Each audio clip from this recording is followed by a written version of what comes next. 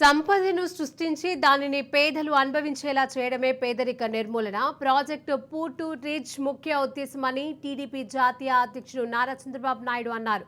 పేదరిక నిర్మూలన లక్ష్యంతో టీడీపీ తన మినీ మేనిఫెస్టోలో పూర్ టు రిచ్ కాన్సెప్ట్ను ప్రారంభించింది. చంద్రబాబు గురువారం ఈ కాన్సెప్ట్ను నిమ్మకూరులో ప్రయోగాత్మకంగా ఆవిష్కరించారు. దివంగత ఎన్టీఆర్ స్వగ్రామం నిమ్మకూరులో నేడు చంద్రబాబు దంపతులు పర్యటించారు. గ్రామంలోని ఎన్టీఆర్ బసవతారకం విగ్రహాలకు వారు పూలమాలలు వేసి నివాళులర్పించారు. అనంతరం ఏర్పాటు చేసిన సభలో చంద్రబాబు పూర్ టు రిచ్ కాన్సెప్ట్ను ఆవిష్కరించి లక్ష్యాలను వివరించారు.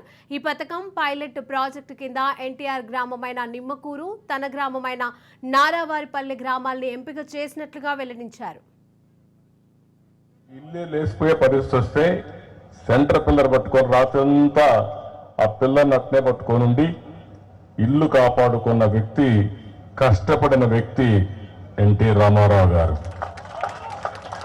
అక్కడి నుంచి మీరు ఆయన చూస్తే కృషి, పట్టుదల, క్రమశిక్షణ ఆయన ఎక్కడికి తీసుకెళ్ళిందో మనం గుర్తుపెట్టుకోవాలి.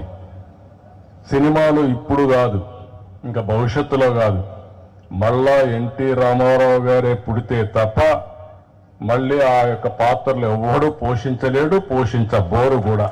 ఇంకొక పక్క రాజకీయాల్లో మీరు చూస్తే ఆయన ఉండింది 13 సంవత్సరాలే. 50 ఏళ్ళు లేడు, 60 ఏళ్ళు లేడు. 13 సంవత్సరాల్లో ఒక రాజకీయాలకి ఒక నూతన నిర్వచనం ఇచ్చి దశ దిశ నిర్దేశించిన వ్యక్తి ఎన్టీఆర్.